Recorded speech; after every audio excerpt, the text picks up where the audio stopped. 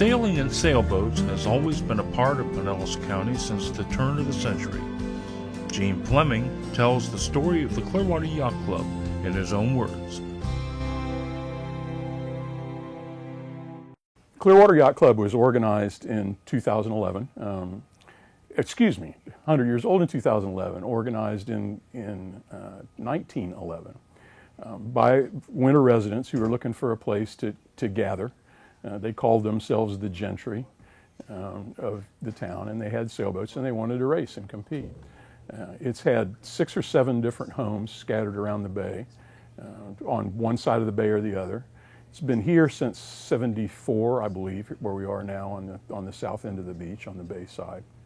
And sailing and boating has probably been the predominant activity here throughout its history. You know, it was a sailing club and an active club for years and years and years.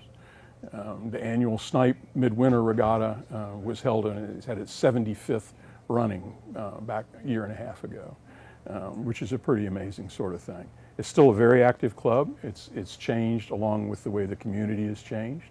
A lot more very active and really interesting power boaters that get out and go and do things. Sailboaters are here too. Folks that don't do boating at all participate.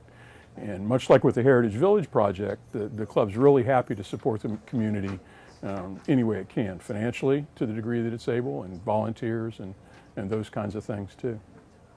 One of the early designers and builders of sailboats was Clark Mills, who had close ties with Gene Fleming's family. Going back in the history of Clark Mills, and that's one of the most interesting things to me about this whole story is there's a very long association between Clark and my family. And it's kind of complicated, but I'll try to go through it as quickly as I can. Clark and his family came here earlier than my family did. My family didn't come to Clearwater till 29. And the way it came was my mother's father was the foreman of the Duval Planing Mill in Jacksonville, and moved his business along with a business partner here to Clearwater in 1929. Well, it happened that the business partner had a daughter, and Clearwater's a small town. When a new girl hits town, you know, all the guys know. Well, the end of the story is Clark married her.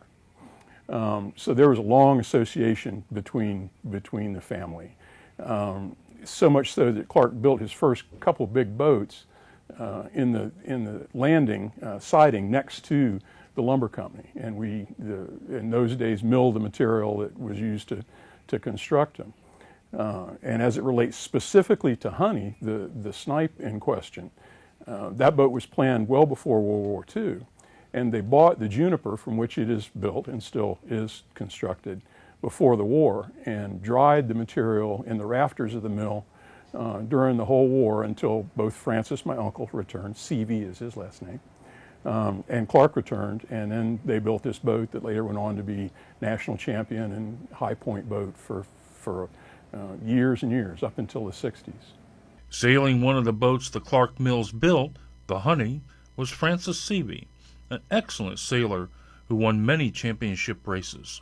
Francis Seavey, my mother's brother, he came here relatively young. In 29, he would have been, what, 8 years old, 9 years old, something like that. He was one of the first people to sail a pram that Clark built way back as a young kid. He tells stories about the Coast Guard bringing him in from offshore in the pram. He said, "I didn't know I wasn't supposed to sail it that way." But Francis, who is, by the way, a very, very fine shipwright in his own right, was a phenomenal sailor, had a talent for it from day one, and has sailed all over everywhere. Was the national Snipe champion in 1951 in the Honey.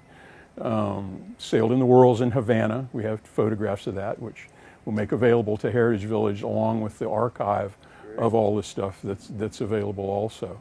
But he and Clark remained friends throughout their lives, as well as the Levisons, who operated the sail loft out of Clearwater Bay Marina, and they were all friends.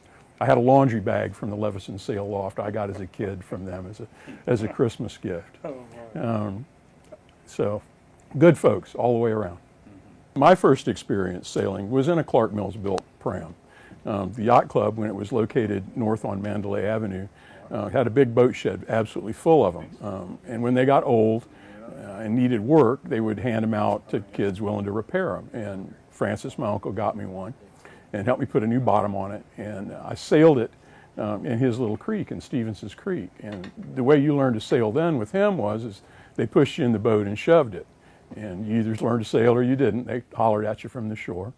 I kept that boat 2 or 3 years, and then finally, I have to confess, it met its demise not as a sailboat, but rather with an outboard motor on it in Crest Lake in North Clearwater. We shook it to pieces then.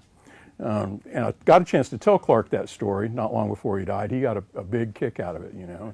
As he used to say, he was famous for designing a boat that looked like a horse trough. I've been lucky enough to build or rebuild a couple of boats myself, so I know a very, very little bit about it. And I was in the process of building a dinghy for use by my family, and Bob Ress, who's very well known in the boating community around here, brought Clark around to my shop so he could see what I was doing. And it was very simple. It wasn't like Clark would do it, but for one thing, I was building a foam core fiberglass covered boat, which he wouldn't touch if he could possibly avoid it. And I was showing him how I was doing it and mentioned to him that I didn't have really any idea what I was doing, but I kind of was following along the lines of the pram. It was square-nosed on either end. He says, "Gene, I think you're doing fine." He says, "You just keep building until it looks like a boat, and then you're done." Many of the boats built in the early days were handcrafted, one-of-a-kind vessels that showcased the unique style of the individual boat builder. Whether for sailing, fishing, or commercial use, they were built by craftsmen who took great pride in their work. Watch for more interesting stories about pioneer boat builders of Tampa Bay. Thank you for watching.